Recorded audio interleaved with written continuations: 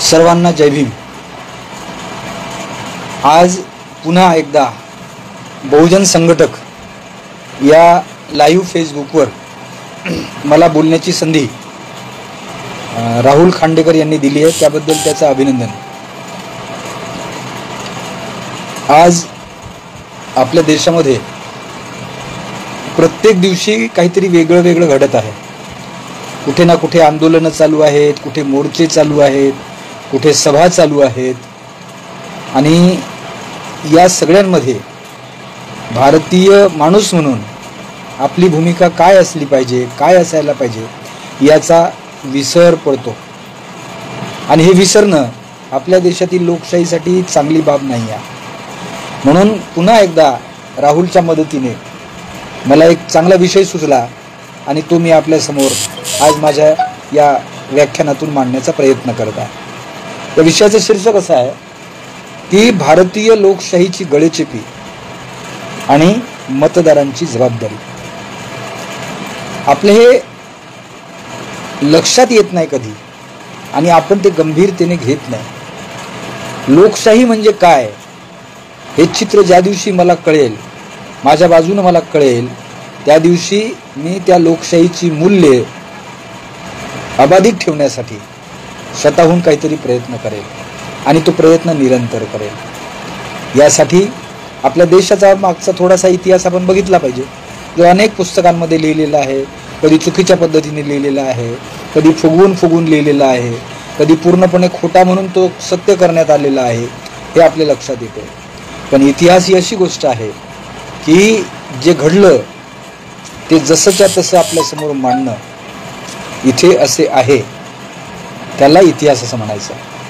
पण आपल्या देशामधल्या इतिहास लेखकांमध्ये प्रामुख्याने आता म्हणता येत नाही, पण असे लोक आहेत की ज्यांनी या देशातील सर्वसामान्य लोकांना नेहमी बुद्धिहीन राहावं, कायम गुलाम राहावं, आपण जे सांगतो तेच प्रमाण मानावं आणि आपण जे करायला लावू तेच त्यांनी करावं, याच्या पलीकडे जाऊ नये, ही जिथे वैचारिक भावना कायम नांदत आलेली आहे, त्या संदर्भात आपल्याला लोकशाहीची व्याख्या करणं जरा कठीण आहे। बोलायला सोपं आहे। लोकशाही म्हणजे काय तर लोकांनी लोकांसाठी लोकांद्वारा चालविलेले सरकार म्हणजे लोकशाही,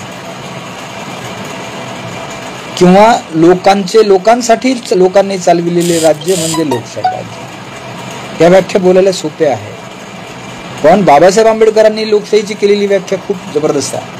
ते असं म्हणतात की रक्ताचा एक थेंबही न सांडता आपल्या देशात आपल्या जीवनामध्ये आमूलाग्र परिवर्तन करणारा कार्यक्रम म्हणजे लोकशाहीचा कार्यक्रम आहे। हे लक्षात घेता या लोकशाहीचा जन्म आपल्या देशात केव्हा झाला असेल याचा विचार करण्याची आपल्याला गरज आहे। आपल्या भारत देशात राजे किंवा सरकार निवडण्यासाठी नागरिकांनी मतदान करण्याची पद्धती नव्हतीच पूर्वी।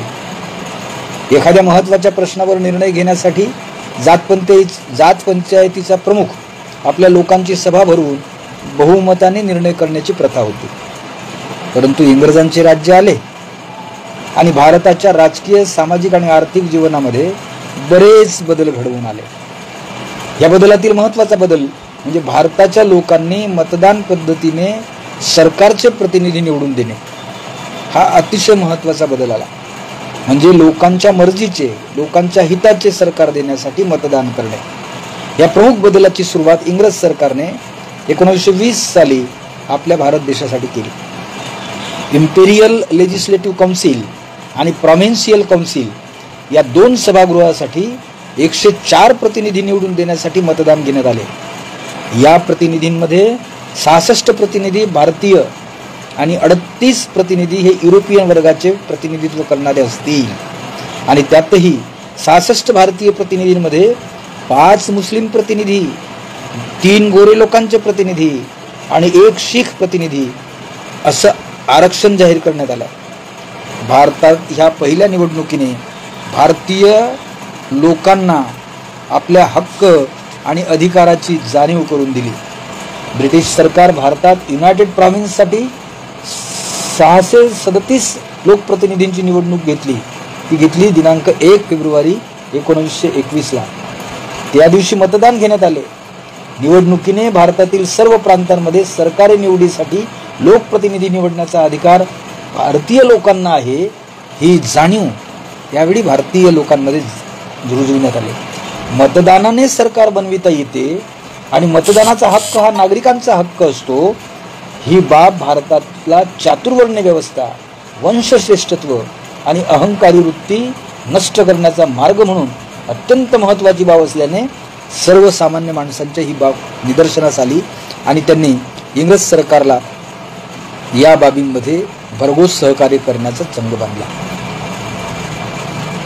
1921 साली सुरू झालेली मतदान पद्धती भारतामध्ये चर्चेचा विषय ठरली.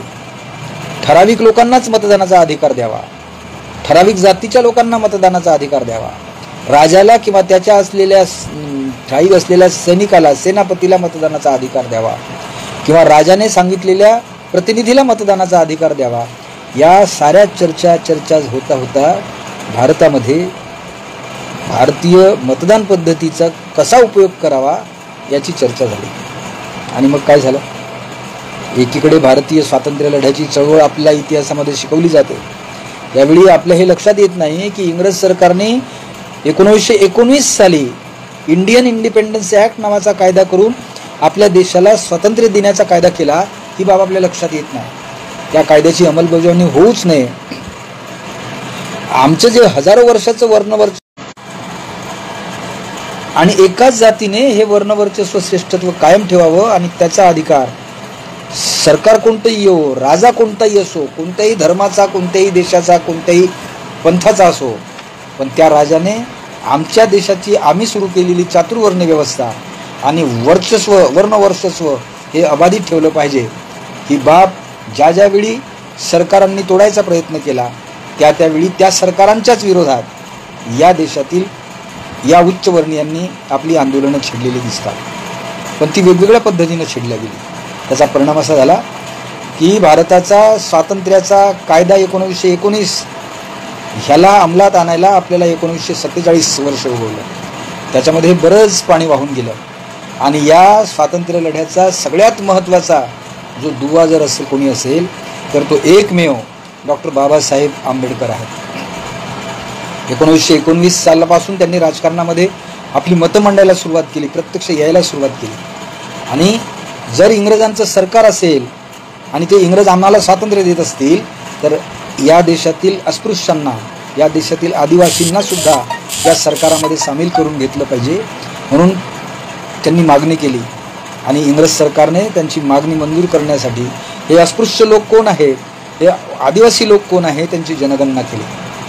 1935 साली 1930 पासून हा सगळा कार्यक्रम सुरू झाला आणि 1935 साली भारताच्या अनुसूचित जाती आणि अनुसूचित जनजातींची जनगणना होऊन त्यांना या अस्पृश्य जातींची आणि आदिवासी जातींची जनगणना होऊन त्यांना अनुसूचित जाती असं म्हटलं गेलं आणि आदिवासींना अनुसूचित जमाती असं म्हटलं गेलं. हा कायदा 1935 मध्ये आला. त्याच्यानंतर भारताच्या स्वातंत्र्याच्या संदर्भातल्या सगळ्या वाटाघाटी इंग्रज सरकार करत आलं आणि अखेरीस भारताचा राज्य, भारताचं देश कसं चालावं, कशा सरकारांनी चालावं यासाठी इंग्रज सरकारांच्याच द्वारा भारताची संविधान समिती नेमण्यात आली.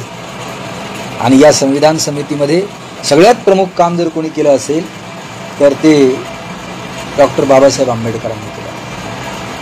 चर्चा अशी आहे संविधान सभेतील डिबेट्स पाहिल्यानंतर किंवा त्यावेळी अधिकारावर आणि मोठ्या मोठ्या सरकारच्या पदावर असलेले सरदार वल्लभभाई पटेलांसारखे लोक किंवा बाकीचे सगळे लोक त्यावेळी भाषण करताना असं म्हणतात की बाबासाहेब आंबेडकर हे शूद्र अस्पृश्य असल्याने त्यांना संविधान सभेत येऊ द्यायचं नाही, त्यांच्यासाठी आम्ही या संविधान सभेच्या दारं, खिडक्या, तावदानं सुद्धा बंद केलेली आहेत. हे सांगणारे सरदार वल्लभभाई पटेल ज्यावेळी डॉक्टर बाबासाहेब आंबेडकरांना संविधान सभेत प्रवेश करतात आणि संविधानाची जबाबदारी त्यांच्यावर देतात त्यावेळी लोक जेव्हा त्यांना प्रश्न विचारतात त्यावेळी ते उत्तर देतात की संविधान सभेतलं किंवा संविधानातलं तुम्हाला काय कळते? ते बाबासाहेब आंबेडकरांनाच कळते. त्यांच्यासारखं संविधानाची लेखणी हातात धरून या संविधानाची निर्मिती करणारा दुसरा कोणताही श्रेष्ठ माणूस आम्हाला दिसत नाही म्हणून आम्ही त्यांची निवड केली आणि ती निवड डॉक्टर बाबासाहेब आंबेडकरांनी सार्थ करून दाखवली. हे जेव्हा लोक बोलतात त्यावेळी डॉक्टर बाबासाहेब आंबेडकरांची माहिती आपल्याला दिसते. आणि मग त्या संविधान सभेत बाबासाहेबांनी संविधान लिहिताना एक अतिशय महत्त्वाचं कलम लिहिलं. भारताच्या संविधानामध्ये भाग 15 मध्ये निवडणुका हे एक प्रकरण आहे बघा. या प्रकरणात कलम 324 ते 329 ही 6 कलमे अंतर्भूत केली आहे. आणि यातील 324 कलमानुसार निवडणुकाबाबत देखरेख, मार्गदर्शन, नियंत्रण करण्याचा अधिकार निवडणूक आयोगाला दिला. निवडणूक आयोगातील मुख्य निवडणूक आयुक्त हा संसदेने केलेल्या उपबंधानुसार राष्ट्रपतीकडून निवडला जाईल. आणि भारताचा सर्वोच्च न्यायालयाचा न्यायाधीश असतो, त्याला जे निर्णय करण्याचा अधिकार असतो तोच अधिकार भारताच्या निवडणूक आयुक्ताला लागू असेल. इतकी महत्त्वाची या निवडणूक आयोगाची जबाबदारी या संविधानामध्ये दिलेली आहे. हे असताना निवडणुकीच्या संदर्भातली ही 6 कलमं आणि भारतीय नागरिकत्व म्हणून आपल्याला कोणत्या दिवशी अधिकार येतो? वयाच्या 18व्या वर्षानंतर आपल्याला नागरिक म्हणून मान्यता मिळते. पूर्वी ती 21 वर्षाची होती, पण नंतर त्याच्यामध्ये सुधारणा करून ती 18 वर्षापर्यंत करण्यात आली.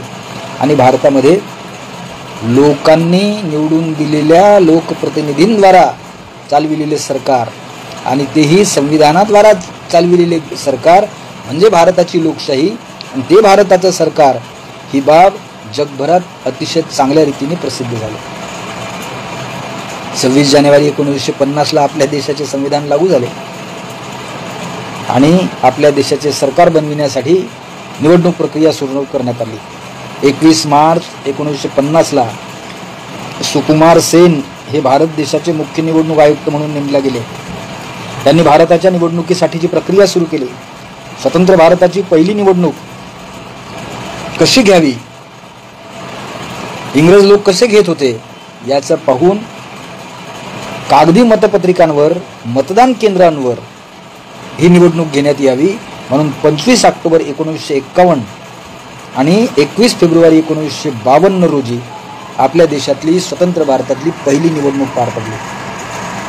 आणि 15 एप्रिल 1952ला स्वतंत्र भारताच्या नागरिकांनी निवडून दिलेले काँग्रेस पक्षाचे सरकार आले. यात प्रधानमंत्री म्हणून पंडित जवाहरलाल नेहरू यांचे मंत्रिमंडळ आणि भारताचे सरकार म्हणून ते सांभाळ करू लागले. काँग्रेसचे सरकार आले. भारताच्या संसदेच्या लोकसभा व राज्यसभा ह्या दोन्ही सभागृहांच्या अधिवेशनांमध्ये 324 या कलमातील उपकलम 6 मधील राजप्रमुख हा शब्द वगळून 1956 साली दुरुस्त करण्यात आली. आणि 1966 साली याच सभागृहाच्या अधिवेशनांमध्ये निवडणूक न्यायाधिकरणाची नियुक्ती हे शब्द गाळून न्यायालयाकडे जे अधिकार देण्यात आले होते ते 226च्या कलमातील 21 वर्ष ही मतदाराची वयोमर्यादा काढून 1988 साली ती 18 वर्ष एवढी करण्यात आली. भारतीय निवडणूक आयोगाचं तेव्हापासून हे कार्य सुरू झालं आणि दर 5 वर्षांनी आपल्या देशामध्ये सरकार पुन्हा नव्याने स्थापन करण्यासाठी निवडणुका होत राहिल्या.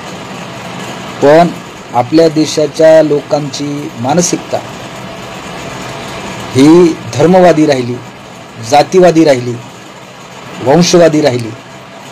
आणि त्यामुळे या देशामध्ये चातुर्वर्ण्याची जी चौकट होती आणि चातुर्वर्ण्याची जी कार्यपद्धती अंमलात आली होती, ज्या कार्यपद्धतीला पुढे कायद्याचं स्वरूप मनुस्मृती नावाच्या ग्रंथाने दिलं आणि त्याप्रमाणेच वागलं पाहिजे, तसं वागलं नाही तर श्रद्धा आणि अंधश्रद्धेच्या गर्तेत त्यांना अडकवून तुम्ही जर असं वागलं नाही, कारण तुमची जो आता जन्म आहे ते मागच्या जन्मीचं पाप आहे म्हणून तुम्हाला हा जन्म मिळाला, आता या जन्मी तुम्हाला सांगितलेली कामं तुम्ही नीट करा म्हणजे पुढच्या जन्मी तुम्हाला पुण्य मिळेल, स्वर्ग मिळेल, ह्या भाकड कथा आपल्या देशातील सामान्य लोकांपर्यंत पोहोचवलेल्या.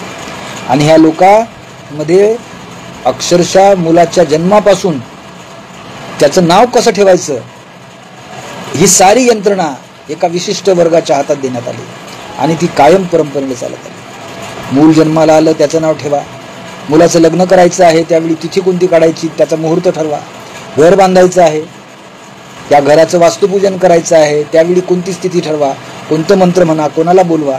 हे सारंच्या सारं परंपरेने चालत आलेल्या संस्कारांमुळे एकीकडे लोकशाहीवादी यंत्रणा आपल्या देशात आली, भारतीय संविधानाने विवेकवादी शिक्षण व्यवस्था आणली, परंतु आपल्या देशातील या संस्कृतीने रचलेल्या विषम व्यवस्थेला, ज्याला आपण शोषण व्यवस्था म्हणतो, त्याला काही तडा दिला गेला नाही. हा तडा देण्याचं काम खरं म्हणजे भारतीय मतदारांनी करायला हवं होतं. पण मतदार एकदा 5 वर्षातून एकदा मतं दिल्यानंतर त्याचं काम संपतं आणि मग या सरंजामी आणि राजकीय पद्धतीने परंपरागत जे खासदार आमदार निवडून येतात, जे मंत्री संत्री होतात, त्यांचीच मुलं, त्यांच्याच घराण्याची लोकशाही पद्धत आहे असं गृहीत धरून भारतीय मतदार हा मत देत आलेला आहे. त्यामुळे भारताच्या संविधानामध्ये डॉक्टर बाबासाहेब आंबेडकरांनी भारतीय नागरिकांना मतदानाचा अधिकार कसा वापरावा हे जे सांगितलं आहे ते पूर्णपणे दुर्लक्षित केलं आहे.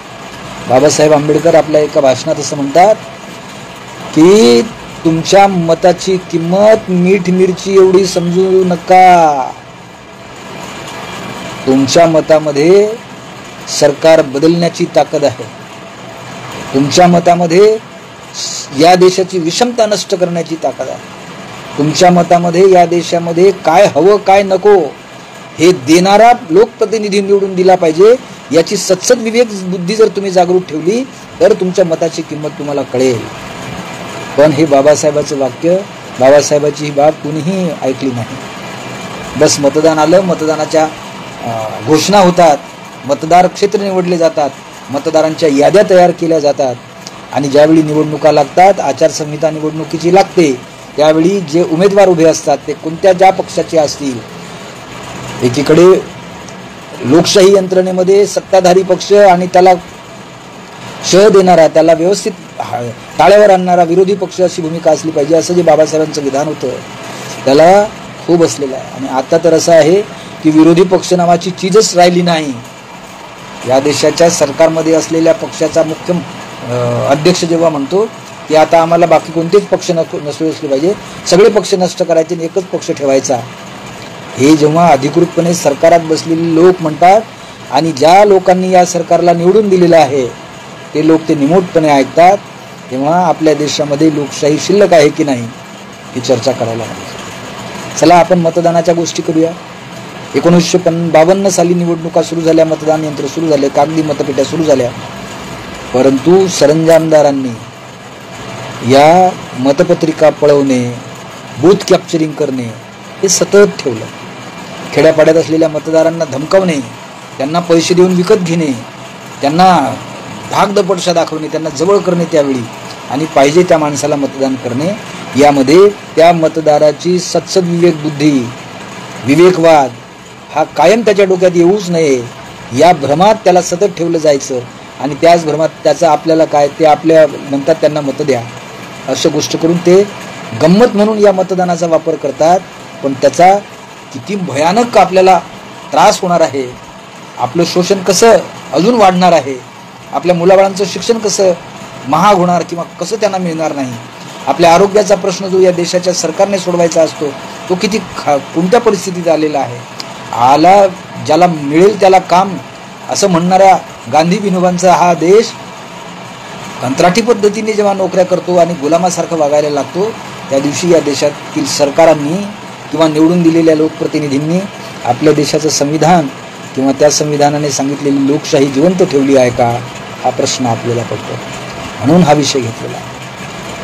या 1952 पासून चाललेल्या निवडणुकांमध्ये दर आणि हे सगळं प्रकरण उत्तरेकडे बिहार राज्यामध्ये, हिमाचल प्रदेशामध्ये, खाली केरळांमध्ये सगळीकडे सतत सुरू झाले. गावखेड्यांमध्ये सरंजामशाही पद्धतीने असलेला पाटील, देशपांडे, कुलकर्णी किंवा एखादा जो कोणी ठाकूर असेल, बनिया असेल, त्याच्या दहशतीने त्याने पाळलेल्या लोकांनी, ज्याला आपण गुंडपुंड म्हणतो, त्यांच्याद्वारा या सामान्य लोकांवर, नागरिकांवर, मतदानांवर आपला वचक ठेवायचा, जरब ठेवायची, त्यांना पैसे देऊन, काही पैशाचं आमिष देऊन विकत घ्यायचं आणि आपल्याला मतदान करून घ्यायचं.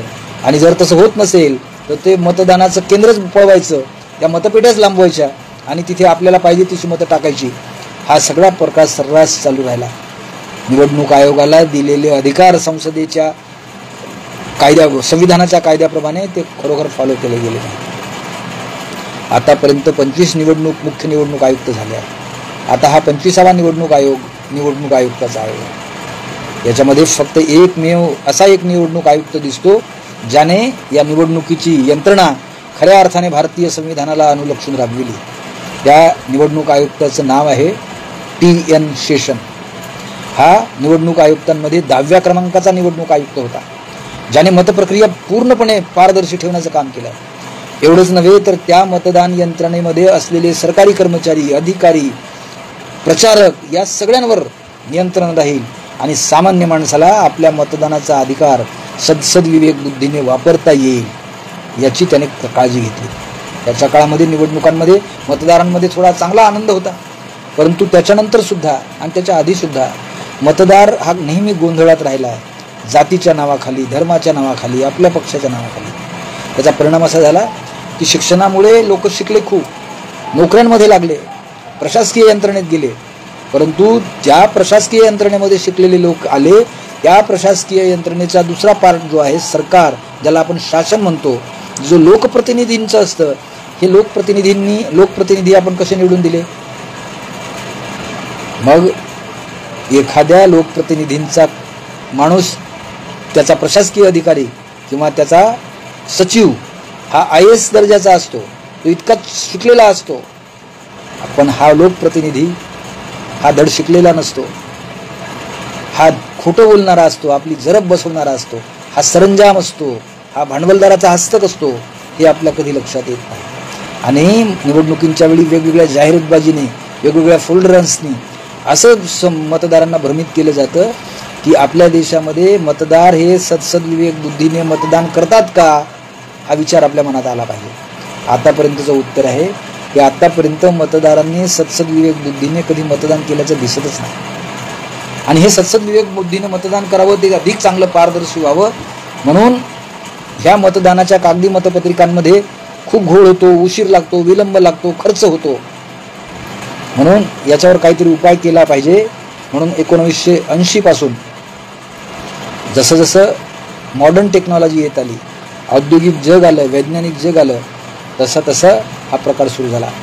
आणि बॉम्बे IIT मध्ये शिकलेल्या 2 प्राध्यापक शास्त्रज्ञांनी जापानचा एक शोध आपल्या देशात घेतला आणि बेल नावाची जी नवरत्न कंपनी होती, त्या कंपनीमध्ये ही EVM मशीन पहिल्यांदा बनवण्यात आली. 1980ला ही बनवलेली मशीन, त्याच्यानंतर त्याच्यावर प्रक्रिया करत करत त्याच्या गुणांचा, त्याच्या कृत्याचा, गैरकृत्याचा कसा आपल्याला छडा लावता येईल हा प्रयोग सतत सुरू झाला. आणि 1984ला या EVM यंत्राच्या मदतीने मतदानाची प्रक्रिया सुरू झाली. यंत्राने मतदान करता येतं, EVM मशीनने मतदान करता येतं. लोकांना खूप आनंद झाला. उलट जे अधिकारी मतदान केंद्रावर होते त्यांना आपलं आता कष्टाचं काम गेलं, आता सहज काम उपलब्ध झालं, या भावनेने ते मतदान केंद्रावर जायचे, मतदान केंद्राला मतदारांना मदत करायचे आणि ही EVM मशीन सुरू झाली. पण ही टेक्नॉलॉजी आहे ही 1990 साली काही ठिकाणी जसं केरळला, बिहारला, हिमाचल प्रदेशामध्ये प्रायोगिक तत्वावर या EVM मशीन यंत्राचा वापर झाला आणि तिथे निवडणुका झाल्या. त्याच्यामध्ये पुढे काही करता येऊ शकत नाही, काही करता येऊ शकतं का, असं झालं नाही. आणि मग या बेल कंपनीने ही EVM मशीनची यंत्र बनवायला सुरुवात केली आणि ती वापरायला सुरुवात झाली. आणि मग संपूर्ण भारतामध्ये EVM मशीनने मतदान करण्याची प्रोसेस सुरू झाली. पहा, इंग्रजांच्या राज्यामध्ये, काँग्रेसच्या राजवटीमध्ये हे कागदी मतदान पत्रिकेऐवजी EVM मशीनचं मतदान व्हावं हा ठराव काँग्रेसचे प्रमुख असलेले, ज्येष्ठ वकील असलेले एक तज्ज्ञ त्यांनी हा ठराव मांडला आणि त्या ठरावाला मंजुरी करण्यात आली आणि ते सुरू झालं. म्हणजे काँग्रेसने EVM मशीन सुरू केलं. आणि त्यावेळी सुब्रमण्यम स्वामी नावाच्या BJPच्या खासदाराने या EVM मशीनला विरोध केला. त्याने या EVM मशीनबद्दल कोर्टामध्ये याचिका दाखल केली का हे EVM मशीन मतदाराला त्याच्या सदविवेक बुद्धीला जागृत करू शकत नाही, त्याच्यावर विश्वास ठेवता येत नाही. आणि मग ही कोर्ट कचेऱ्या सुरू झाल्या, त्याच्यावर उत्तरं प्रत्युत्तरं सुरू झाली. असं करता करता काँग्रेसचा काळ निघून गेला आणि BJPची सत्ता यायला लागली. कारण काँग्रेस हे EVM मशीन बनवते आणि काँग्रेस त्याच्यामुळे जिंकून येते, हा जो गैरसमज पसरवण्यात आला त्याचा फायदा BJP या पक्षाने घेण्याचा प्रयत्न केला आणि त्या आधारावर निवडणुका लढण्यात आल्या. त्यावेळीही मतदान केंद्र मधात बंद, EVM मशीन बंद पडायचं, कधी इलेक्ट्रिक नाही यायची, कधी कुठली हे करायचं, हे सुरू होतं. पण तरीही मतदान हे जलद गतीने होऊ शकतं, मतदानाची टक्केवारी वाढू शकते, मतमोजणी अधिक चांगल्या रीतीने करता येऊ शकते. या प्रयोगामुळे मतदान यंत्रणा ही EVM मशीनद्वारे राबविण्याचा प्रयत्न सुरू झाला. परंतु काय झालं, भारत सरकारच्या अखत्यारीत असलेल्या कंपनीने या यंत्रांचं उत्पादन वाढवलं आणि या देशाला लागतील एवढ्या EVM मशीन तयार करण्याचा कारखाना सुरू केला. ही बेल कंपनी 2012मध्ये BJPचं सरकार आलं, खूप जाहिरातबाज्या झाल्या, काँग्रेसच्या विरोधात खूप रान पेटवलं गेलं आणि त्याचवेळी सुप्रीम कोर्टामध्ये EVM मशीनचा निर्णय व्हायसाठी वेळ आली. त्यावेळी वामन मेश्राम नावाच्या एका बामसेपच्या कार्यकर्त्याने त्या EVM मशीनच्या विरोधात याचिका दाखल केली. ती सुब्रमण्यम स्वामी यांच्या विरोधाच्या याचिकेला पूरक अशी याचिका होती. म्हणजे 2 याचिका झाल्या आणि सुप्रीम कोर्टाने निर्णय देताना काय करायला पाहिजे म्हणून यांनी सांगितलं की EVM मशीन राहू द्या, त्याला पेपर ट्रेल जुळवायसाठी VVPAT मशीनचा आधार घ्या, म्हणजे अजून ती मतदान EVM मशीन अजून पारदर्शक करता येईल आणि त्याची विश्वासार्हता लागेल. ते सुरू झालं आणि त्याच्यावर पुढे मग VVPAT मशीनचा उल्लेख सुरू झाला. त्याचबरोबर टेक्नॉलॉजी एवढी वाढली, आज पूर्वी आपण मोबाईल नावाची जी वस्तू होती जे वापरतो तिथं आकडे असायचे आणि ते आकडे दाबून आपण मोबाईलवरून फोन करायचो. आता ते बदललं, टेक्नॉलॉजी बदलली आणि आज या मोबाईलमध्ये किती मोठं डेव्हलपमेंट आलं. तसंच EVM मशीनमध्ये येऊ शकते, तसंच EVM मशीनमध्ये होऊ शकते. ही बाब अनेक लोकांच्या लक्षात आली. ज्यावेळी EVM मशीनने मतदान केंद्रावर मतदान यंत्रणा सुरू झाली त्यावेळी कधी EVM मशीन बंद पडणे, कधी जेवढे मतदार झाले आहे प्रत्यक्षपणे सह्या करणारे त्याच्यापेक्षा जास्त मतदान त्या EVM मशीनद्वारा करण्यात येते. जेवढ्या लोकांचं मतदान झालं त्यांनी कोणत्या पक्षाला मतदान केलं, कोणत्या चिन्हाला मतदान केलं, त्याऐवजी एका विशिष्ट पक्षाच्या विशिष्ट चिन्हालाच मतदान केंद्र जास्त जायला लागले. ह्या भानगडी सुरू झाल्या आणि याला निवडणूक आयोगानंतर कोणत्याही निवडणूक आयोगाने योग्य रीतीने उत्तर दिलं नाही. हे EVM मशीनमध्ये कारागीर काम करणारे शास्त्रज्ञ यांनी याचा भंडाफोड केला. सय्यद शुजा नावाचा एक ग्रस्त जो लंडनला राहतो त्याने सांगितलं की हे EVM मशीन हॅक करता येऊ शकते, ज्याला जसं पाहिजे तसं मतदान करता येऊ शकते. त्या कर्मचाऱ्यांनी किंवा त्या यंत्रणेनी जर हे केलं तर या EVM मशीनला ज्याला जे मतं पाहिजे ते देता येऊ शकतात. हा त्याने जगभरात वार्तापत्रांसोबत ही बाब केली. दिल्लीचे मुख्यमंत्री अरविंद केजरीवाल यांनी त्यांच्या दिल्लीच्या विधानसभेमध्ये EVM मशीन हॅक करता येते याचा पुरावा सांगितला आणि EVM मशीनने मतदान करू नये हा ठराव सुद्धा केला. एवढंच नव्हे तर या EVM मशीनचा एक कारागीर भारताच्या महाराष्ट्राचे मुख्य माजी न्यायाधीश दिलीप वळसे पाटील माजी न्यायाधीश कोळसे पाटील अधिक दिल्लीच्या दिल्ली सरकारमधले एक मंत्री आणि एक तो शास्त्रज्ञ या तिघांनी मिळून जनतेसमोर त्याचं प्रायोगिक विश्लेषण केलं की हे EVM मशीन हॅक करता येऊ शकते आणि म्हणून हे EVM मशीन आता विश्वासार्ह राहिलं नाही. हा शोध त्यांनी लावला. पण तरीही EVM मशीन काही बंद होणार नाही, कारण त्याचा खर्च परवडत नाही, त्याच्याबद्दलचं हे सगळं होतं. आणि जेव्हापासून या EVM मशीनचा विरोध वाढला तेव्हापासून सगळ्या ठिकठिकाणी BJPची सरकारं यायला लागली. त्याचं काय कारण असेल तर BJP सरकारमध्ये नरेंद्र मोदी नावाच्या पंतप्रधानांनी काँग्रेसने 70 वर्षात काय केलं हे प्रत्येक भाषणात सांगायचं आणि काँग्रेसने 70 वर्षात काहीच केलं नाही हे सांगताना काँग्रेसने केलेले जे कामं आहेत त्या कामाला विकून टाकायचं. भारताच्या नवरत्न कंपन्या म्हणून जगाने ज्याला मान्यता दिल्या त्या कंपनीतली बेल ही नावाची कंपनी नरेंद्र मोदी सरकारने म्हणजे भारत इलेक्ट्रॉनिक्स कंपनी ही भेलमध्ये रूपांतरित केली, डायव्हर्ट केली, म्हणजे समाहित केली भेलमध्ये. भेल म्हणजे भारत हेवी इलेक्ट्रिकल्स कंपनी आणि ही भेल नावाची कंपनी त्याने अदानी ग्रुपला विकून टाकली. म्हणजे आता भारतामध्ये EVM मशीन चालवणारे शास्त्रज्ञ अधिकारी कर्मचारी हे कोणाच्या अखत्यारीत काम करतील? हे अदानीच्या अखत्यारीत त्या कंपनीच्या अधिकारात काम करतील. ही कंपनी जर खाजगी आहे तर या अदानीने तयार केलेल्या ह्या EVM मशीन ह्या विश्वासार्ह राहतील का? तिथे त्याचा जो मित्र आहे, BJPचा पक्ष आहे, त्याला मतदान करेल. आणि लोकांनी हे खरं मानू नये, EVM मशीनच बरोबर आहे म्हणून बहुमत देता येणार नाही, परंतु बरोबर BJPच काम सत्तेवर राहील याची पद्धतशीर मांडणी त्यांचे ते शास्त्रज्ञ करतात, त्यांचे अधिकारी करतात, त्यांचे राजकारणी लोक करतात. म्हणजे EVM मशीनवर अविश्वास दाखवायचा नाही, पण EVM मशीनने आपल्याला जसं पाहिजे तसं सरकार बनवायचं. ही चालबाजी आता लोकांच्या 2019 पासून लक्षात येत आहे. काय परिणाम होईल आता हा परिणाम होईल की लोकांच्या हे लक्षात आलं की हे सत्तेवर असलेलं सरकार उलथून फेकायचं आहे. आणि दुसरीकडे ज्या काँग्रेसने 70 वर्षात काय केलं हे म्हणताना काँग्रेसने केलेली सगळी राष्ट्रीय संपत्ती विकून टाकायची, बँका लुटायच्या, कर्मचाऱ्यांना वेठबिगारीला लावायचं, पुन्हा शिक्षणामध्ये खाजगीकरण करून आणि त्या शिक्षणच्या अभ्यासक्रमामध्ये पूर्णपणे विवेकवाद, बुद्धी कौशल्य नाकारून देऊन कौशल्याधारित अभ्यासक्रम आणायचा.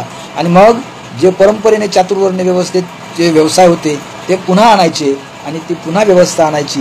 हे षडयंत्र आता भयंकर रीतीने सुरू झालं आहे आणि ते जगासमोर येत आहे. अशावेळी भारतीय लोकशाही ही जिवंत राहू शकेल का? हे कोण बरं जिवंत ठेवू शकेल? कारण ज्यावेळी निवडणुका येतात त्यावेळी पक्षाचे निवडणूक उमेदवार त्यांच्या काही सहकाऱ्यांना, कार्यकर्त्यांना घेऊन ज्या ठिकाणी मतदार आहेत त्या मोहल्ल्यांमध्ये जातात, त्या मतदारांना आकर्षित करतात. आणि अनेक कहाण्या आहेत की मतदारांना विकत घेतलं जातं. काही तर अशा गलिच्छ आणि विभत्स कहाण्या आहेत की धाब्यावर घेऊन जायचं, त्यांना दारू पाजायची, दुसऱ्या दिवशी मतदान केंद्रावर घेऊन जायचं आणि आपल्याला पाहिजे तसं मतदान द्यायचं. महाराष्ट्राच्या BJPचा अध्यक्ष असं म्हणतो की पत्रकारांनी आता आमच्या विरोधात बातम्या देऊ नये, त्यासाठी या पत्रकारांना ढाब्यावर घेऊन जा, त्यांना चहापाणी करा. याचा अर्थ आमचे काळे धंदे हे आता पत्रकारांनी जनतेला सांगू नये. आणि जे पत्रकार सांगतात त्यांना जेलमध्ये टाकायचं, त्यांना टॉर्चर करायचं, त्यांना पोलीसची धमक्या द्यायच्या, किंवा जे लोक असं बोलतात सत्य त्यांना ED लावून त्यांचा फार सत्यानाश करून टाकायचा. हे हुकुमशाही आता देशात आलेली आहे. आणि ही हुकुमशाही हा इतिहास आहे की मुख्य ठिकाणी राजाला बसवायचं, पण त्याचा सबऑर्डिनेट जो अधिकारी असतो ज्याला सेनापती म्हणतो आपण, त्यानेच ती सगळी सरकारी यंत्रणा चालवायची, पण राजाचं नाव करायचं आणि आपली पोळी शेकायची. ही जी वैदिक संस्कृतीपासून आलेली परंपरा आहे ही आता अधिक जोमाने आपल्या देशामध्ये कामाला लागलेली आहे. आणि ही लोकशाही यंत्रणा पूर्णपणे विस्कळीत टाकायची आणि इथे हुकुमशाही, भांडवलशाही, सरंजामशाही आणायची. हे जे त्या लोकांचं स्वप्न आहे, त्या लोकांच्या स्वप्नाचा मूळ उद्देश आहे की या देशाला डॉक्टर बाबासाहेब आंबेडकरांच्यामुळे प्रत्येक नागरिकाला संविधानाच्या प्रत्येक कलमामुळे माणूस म्हणून जिवंत राहण्याचा अधिकार मिळाला, त्याला समानतेनं वागविण्याचा अधिकार मिळाला, त्याला योग्य विद्वत्ता असेल तर त्याला त्या ठिकाणी काम करण्याचा अधिकार मिळाला. हे सगळं नष्ट जाऊन केवळ गुलामी, लाचारी आणि शोषण व्यवस्था कायम ठेवायसाठी ही सगळी यंत्रणा राजकारणाच्या रूपात आपल्याकडे आलेली दिसते आहे. त्यामुळे आज लोकशाही आपल्या देशात राहिली नाही. ज्याच्या विरोधात आपण मतदान करतो आणि त्या लोकांना, त्या आमदाराला निवडून देतो, तो आमदार जेव्हा पुन्हा सत्ताधारी पक्षात जातो तर आपल्या मतदारांना मतदानाची काय किंमत राहिली आहे? आपण उदाहरण महाराष्ट्राचंच घेऊया. महाराष्ट्राची राष्ट्रवादी काँग्रेस ही BJPच्या विरोधात लढली आणि ते निवडून आले. पण त्याच्यातले आमदार जेव्हा पुन्हा BJPमध्ये जात असतील तर त्या मतदारांची काय किंमत राहिली? ज्या शिवसेनेची आतापर्यंतची 25 वर्षाची मैत्री BJPची होती, त्या BJPच्या मैत्रीच्या आधारावर BJPने सरकार आणलं, आपल्या महाराष्ट्रात मोठं केलं. त्याच शिवसेनेला बाहेर काढायचं आणि त्याच्यातले काही माणसं फोडायचे आणि पुन्हा त्यांचं सरकार स्थापन करायचं. लोकशाही यंत्रणेच्या मतदारांनी दिलेला ते कौल कुठे आहे? म्हणजे लोकशाही देशामध्ये मतदाराला सर्वोच्च किंमत असते, कारण मतदार हा खरा राजा असतो.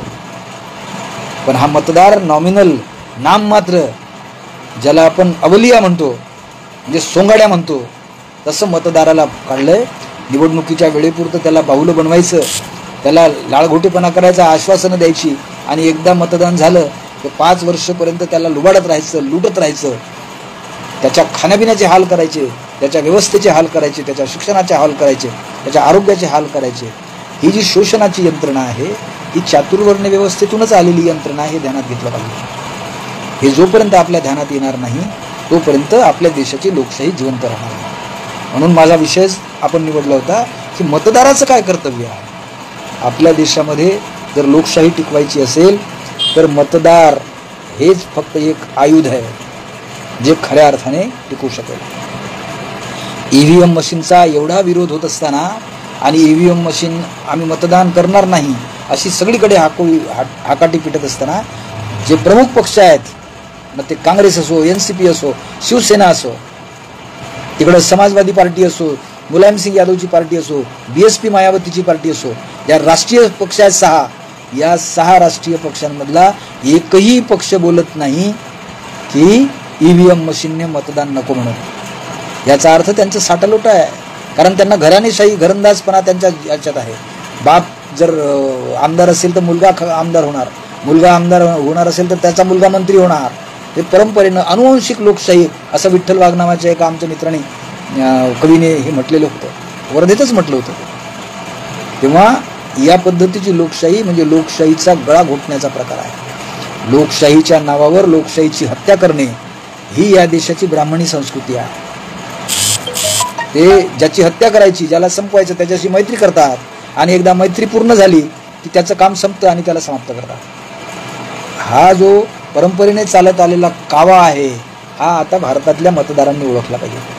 मित्रहो, 1950 साली आपण खऱ्या अर्थाने संविधानामुळे स्वतंत्र झालो. या संविधानाचा वापर केला गेला, या संविधानाचा आपल्याला उपयोग मिळाला. संविधानामुळे मला शिकायला मिळालं, आम्हाला शिकायला मिळालं. संविधानाच्या आरक्षण तत्वामुळे आम्ही अधिकारी झालो. पण आज आमच्या देशामध्ये प्रशासकीय अधिकाऱ्यांची काय अवस्था आहे. ते शिकलेले आहेत, त्यांना भरपगार आहे, आता त्यांची पेन्शन कापून टाकण्यात आली आहे. म्हणजे आमदार होतो त्याला कायम पेन्शन ठेवायची जो 5 वर्ष काम करतो, आणि हा बिचारा आयुष्याची 60 वर्ष 55-58 वर्ष काम करतो आणि त्याला सांगायचं की तुला पेन्शन मिळणार नाही. हे कुठलं तत्व आहे. मजूर जेव्हा एखादा माणूस मला चांगली नोकरी मिळाली पाहिजे म्हणून शिक्षण घेतो आणि शिक्षणामध्ये जे खाजगीकरण आलं त्याच्यामध्ये तो जास्त फी भरून चांगल्या ठिकाणी शिक्षणाचा प्रयत्न करतो जेणेकरून मला चांगली नोकरी मिळाली पाहिजे. आणि ही नोकरी आता कॉन्ट्रॅक्ट बेसिसवर आली. आता इंजिनियर कॉन्ट्रॅक्ट बेसिसवर राहतील, डॉक्टर कॉन्ट्रॅक्ट बेसिसवर राहतील, चांगले चांगले शिक्षक कॉन्ट्रॅक्ट बेसिसवर राहतील. तर त्या व्यवस्थेच्या त्या विषयाला कसा न्याय मिळेल. म्हणजे राजा सांगेल तशी प्रजा बोलेल हाच नियम जर असेल तर आपल्या देशामध्ये हुकुमशाही आलेली आहे. आता ती पक्की व्हायला जो काही वेळ असेल तेवढा वेळ आहे. या कमी वेळात म्हणजे 2024च्या आत जर आपण खऱ्या अर्थाने या देशाचे नागरिक असू, भारतीय संविधानाने दिलेला मतदानाचा अधिकाराचा आम्ही वापर करत असू, तर आता या देशातल्या प्रत्येक मतदाराने जागरूक झालं पाहिजे. काय करता येईल आपल्याला. निवडणुकाच्या संदर्भातली संविधानातली कलमं वाचायची. मला जर मतदानाचा अधिकार आहे तर मी माझं मतदान विश्वासार्हतेने करील आणि जिथे मला मतदानाचा विश्वासार्हता मिळेल त्या मतदान केंद्रावर जर EVM मशीनवर माझा विश्वास नसेल तर मी का मतदान करावं. पण ही गोष्ट एका मतदाराने करून चालत नाही. आता आपण नवी गोष्ट शिकलीच पाहिजे. असं गृहीत धरा की ज्या मतदान केंद्रावर 4 बूथ आहेत. या 4 बूथमध्ये समजा 8 EVM मशीन काम करतात आहे आणि त्या 4 बूथवर त्या विभागातले 2000 मतदार आहेत. या 2000 मतदारांपैकी कमीत कमी 1500 मतदारांनी अर्ज करायला पाहिजे आपल्या स्वाक्षरीची की आमच्या या मतदान केंद्रावर आम्ही 2000 मतदार आहोत. या 2000 मतदारांपैकी 1500 मतदार आम्ही असावं की आम्हाला हे EVM मशीन मान्य नाही, आम्ही EVM मशीनवर मतदान करणार नाही. हा अर्ज त्या निवडणूक अधिकाऱ्याला द्यायचा, निवडणूक आयुक्ताला द्यायचा आणि मुख्य निवडणूक आयोगाला द्यायचा. आणि त्यांनी जर ऐकलं नाही तर त्याच्या खाली लिहायचं की जर तुम्ही आमचं बहुमताचं ऐकत नसाल तर आम्ही मतदान करणार नाही आणि आमच्या केंद्रावर मतदान होऊ देणार नाही. मतदान रद्द करण्यात येईल, EVM मशीन फोडण्यात येईल आणि मग त्याच्यासाठी तुम्हाला काय करायचं आहे तर काय करायचं ते ठरवायचं. ही भूमिका जर आपल्या देशातल्या प्रत्येक मतदारांनी घेतली आणि मतदारांनी समूहाने तुम्ही कोणत्या पक्षाला मतदान करता, कोणत्या व्यक्तीला मतदान करता हा विषय नाही ठेवायचा. माझं मतदान सद्विवेक बुद्धीनं मी ज्याला करणार आहे ते त्यालाच मिळणार आहे की नाही हा विश्वासाचा प्रश्न आहे. आणि ह्या विश्वासाला तडा जाताना जर EVM मशीन किंवा ती प्रशासकीय यंत्रणा, कारण ते यंत्रणेचे प्रशासकीय अधिकारी आता गुलाम झालेले आहे, ते त्यांना वरून जसा आदेश येईल तसं ते करणार आणि तसंच आजपर्यंत होत आलेलं आहे. त्याच्यामुळे लोकशाही पूर्णपणे लयास जाणार आहे. आणि धोका असा आहे की 2025ला ही लोकशाही पूर्णपणे संपुष्टात आणायची आणि 2024च्या निवडणुका ह्या शेवटच्या निवडणुका ठरवायच्या असं ज्या कोण्या महाभागांच्या मनात येते त्याला या देशाच्या लोकशाही संविधानाचा राग असेल, तिटकारा असेल. कारण तो धर्मांध असेल, तो वर्णश्रेष्ठत्वाचा अहंकारी असेल, तो सरंजामदार असेल, तो मालगुजार असेल. त्याला तीच व्यवस्था पुन्हा आणायची असेल. या देशातील 85% लोक जेव्हा गरीब राहतील, त्यांना खाया प्यायला मिळणार नाही, त्यावेळी एक फार मोठी गंमत मला आता दिसत आहे, ती तुम्हाला सांगितलीच पाहिजे. आपल्या देशामध्ये फुकट वाटण्याचं काम सुरू आहे. दिवाळी आली, आनंदाचा शिधा घ्या. दसरा आला, अमुक फुकट घ्या. तुम्ही गरीब आहात, तुम्ही हे फुकट घ्या. फुकट वाटणे काय भानगड आहे? फुकट वाटणे, आपण फुकट कोणाला वाटतो? आपण फुकट भिकाऱ्यांना वाटतो. आपल्या देशाला भिकारी करवण्याचं हे षडयंत्र आहे. त्याला फुकट देण्यापेक्षा त्याला फुकट देण्याची, भिकारपणाची पद्धतच लागू होऊ नये एवढं त्याला सबळ बनवायला पाहिजे. त्यासाठी सरकार यंत्रणा राबवायला पाहिजे. ते राबवली जात नाही. तर आणि आपले फोटो छापायचे त्या याच्यावर, थैल्यांवर, की आम्ही तुम्हाला आनंदाचा शिधा देतो. तुम्ही कोण देणार आहे? तुमच्या घराच्या पैशातून देता? तुम्ही कमावलेल्या पैशातून देता? या देशातील गरीब लोकांनी दिलेल्या टॅक्समधून, नोकरदारांनी दिलेल्या टॅक्समधून जो पैसा जमा होतो तो सरकारने कसा खर्च करावा ही जबाबदारी सरकारची असते. सरकारने तो पैसा भीक म्हणून लोकांना वाटावा यासारखं या देशाचं दुर्दैव कोणतं नाही. म्हणून भिकारपणा बंद करायला पाहिजे. हे फुकट मिळणारं सगळं बंद करायला पाहिजे. आणि जे हक्काचं आहे ते मला मिळवायसाठी मी माझ्या मतदानाने तुम्हाला दाखवून दिलं पाहिजे की मी या देशाचा मतदार राजा आहे. संविधानाने मला राजा जर बनवलं असेल तर मी ठरवेल की हे सरकार कोण चालवेल. हे ज्या दिवशी या देशातल्या प्रत्येक मतदाराच्या मनात येईल आणि तो जागृत होईल, त्या दिवशी या देशाचं लोकशाही सरकार जिवंत राहील. अन्यथा ते जिवंत राहणार नाही. हे जिवंत ठेवायचं असेल तर आता प्रत्येकच मतदाराने जागृत झालं पाहिजे. तुम्ही कोणत्या पक्षाला मतदान करता, कोणत्या माणसाला मतदान करता, त्याचं चारित्र्य, त्याचं कर्तृत्व, त्याचं कर्तव्य तपासून पहा. एक आमदार ज्यावेळी सुरुवातीला आमदार असतो त्यावेळी त्याची वर्षाची आणि त्याची एकूण संपत्तीची मिळकत 6 ते 10 लाखपर्यंत असते. तो जेव्हा 5 वर्षापर्यंत त्या आमदारकीचा किंवा त्या मंत्रिपदाचा उपयोग घेतो, त्या 5 वर्षात त्याची मिळकत 500 पटीने वाढलेली आपण पाहायला मिळते. तुम्ही सगळ्या आमदारांच्या तपासण्या करा. एखाद दुसराच आमदार असतो ज्याचं वर्तमानपत्रवाले मोठ्या आनंदाने त्याचं गुणगान करतात, पण 5 वर्षात 500 पटीने ज्याची संपत्ती वाढते. आणि एखादा कर्मचारी बिचारा 60 वर्षापर्यंत जातो, त्याला पेन्शनची सुद्धा अडचण पडते. हे या देशामध्ये लोकशाही यंत्रणेचं गमत नाही, भारतीय संविधानाचं गमत नाही. म्हणून अशा लोकांना ते कोणत्याही पक्षाचे असू द्या, त्यांना जवळ करायचं नाही. असे आता मतदारांनी आपले प्रतिनिधी निवडून दिले पाहिजेत की जे खऱ्या अर्थाने संविधानाचं रक्षण करतील, ते लोकशाहीचं रक्षण करतील. नव्हे ते या देशातील प्रत्येक नागरिकांसाठी त्यांच्याच पैशाचा व्यवस्थाबद्ध पद्धतीने विनियोग कसा करायचा याचं योजना करतील आणि तशा पद्धतीने राबतील. या देशातले सारे प्रशासकीय अधिकारी त्यांनी दिलेल्या शिक्षणाचा, त्यांनी घेतलेल्या शिक्षणाचा योग्य वापर करतील.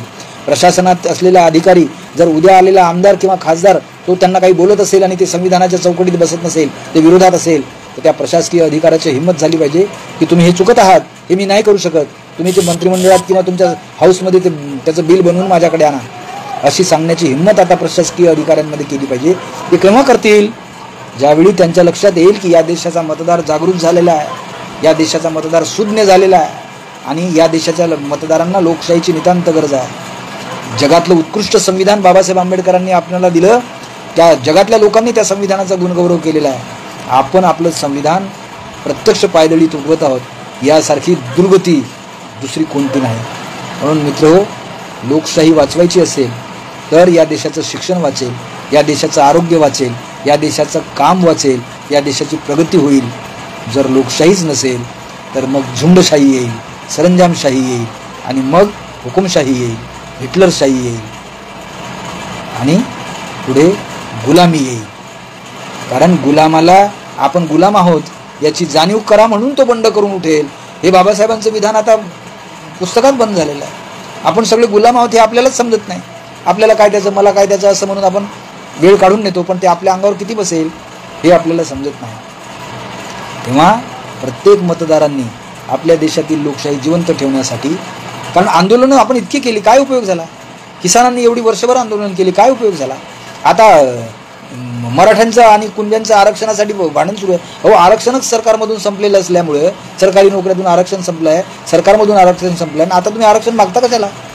कशासाठी झगडं करता आणि आपसात भांडणं करता? मराठी म्हणतात आम्हाला कुणब्यांमध्ये घ्या, कुणबी म्हणतात आम्हाला मराठ्यांमध्ये नाही घ्या, आमच्यामध्ये मराठी नाही आले पाहिजे. हे सगळं भांडण कशासाठी आहे? तुमच्या आपसामध्ये भांडणं लावले की वरचा कावळा बरोबर आपलं लोणी खाऊ शकतो, हे लक्षात येत नाही. म्हणून ही भांडणं, ही आंदोलनं आता फायद्याची नाही आहे. ते लोकजागृतीसाठी ठीक आहे, पण ही आंदोलनं आता मतदानाच्या माध्यमातून, मतपेटीच्या माध्यमातून तुम्ही दाखवून द्या. आणि जे अशा इरसाल आतापर्यंत सत्तेचे दलाल बसलेले आहेत, पक्ष या पद्धतीचा विचार करत आहे की या देशामध्ये लोकशाही आलीच नाही पाहिजे, त्या लोकांना त्यांची जागा दाखवण्यासाठी यासारखं दुसरं हत्यार कोणतं नाही मित्र हो. जे हत्यार बाबासाहेबांनी आपल्याला दिलं आहे त्या हत्याराचा आपण वापर करू, जागृत होऊ आणि ठरवूया की होय, माझ्या देशाची लोकशाही मला वाचवायची असेल तर मतदार म्हणून मी माझं आद्य कर्तव्य पार पाडेल. मी कुणाच्याही याला बळी पडणार नाही, कोणाच्याही आश्वासनांना बळी पडणार नाही. मी असा माणूस निवडेल की जो माझ्या देशातील माझ्या लोकांचं कल्याण करणारा, त्याच्यासाठी तो झटेल. तो लोकसेवक असेल, तो लोकप्रतिनिधी असेल, तो मालक नसेल. कारण शासनामध्ये प्रशासक हे अधिकारी असतात आणि शासनाचे सेवक हे लोकप्रतिनिधी असतात. सेवक जेव्हा मालक होतो तेव्हा त्या देशाची अधोगती होते. आपला देश अधोगतीपासून वाचवायचा असेल तर आपल्याला जागरूक झालंच पाहिजे. माझी आपल्याला कळकळीची विनंती आहे, जे जे लोक हे ऐकत असतील त्या लोकांनी आपल्या डोक्याचा सद्सद विवेक बुद्धीने थोडा वापर करायचा आणि ठरवायचं की हो, लोकशाही वाचली तरच आमच्या पुढच्या पिढ्या वाचतील, आमची मुलंबाळं वाचतील, आमची नातवंड वाचतील. लोकशाही वाचली तरच माझ्या देशामध्ये माणुसकी वाचेल. आणि मीच जर आता याच्यातून अंग काढून घेतलं तर या देशाला कुणीही रोखू शकणार नाही. कशापासून? गुलामगिरीपासून. कशापासून? डिक्टेटरशिपपासून, हुकुमशाहीपासून. आपण सगळे गुलाम होऊन जाऊ. भारत हा गुलामांचा देश म्हणून पुढे हजारो वर्ष कायम राहील. त्याचं पाप आपल्या माथी लागू नये म्हणून आपण सगळ्यांनी सजग झालं पाहिजे, अशी आपल्याला कळकळीची विनंती आहे. राहुल मला वारंवार अशा सूचना करत राहतो की सर तुम्ही या विषयावर बोला, सर तुम्ही या विषयावर बोला. पण आता जेव्हा मी वास्तविक आपल्या देशाचं चित्र पाहतो, शिक्षणाचं पाहतो, कामगारांचं पाहतो, साध्या मजूरदारांचं पाहतो, शेतकऱ्यांचं पाहतो, सगळीकडे अक्षरशः अस्वस्थता आहे. आणि ही अस्वस्थता येण्यामागचं कारण या देशामध्ये वरच्या स्तरावर बसलेले लोक आहेत. या लोकांना त्यातून पाय उतार करणे म्हणजे लोकशाहीचा मार्ग सुकर करणे, एवढाच मुद्दा आपल्यासमोर आहे. आपण मला ऐकून घेतलं त्याबद्दल मी आपलं अतिशय मनस्वी आभारी आहे. धन्यवाद. जय भीम.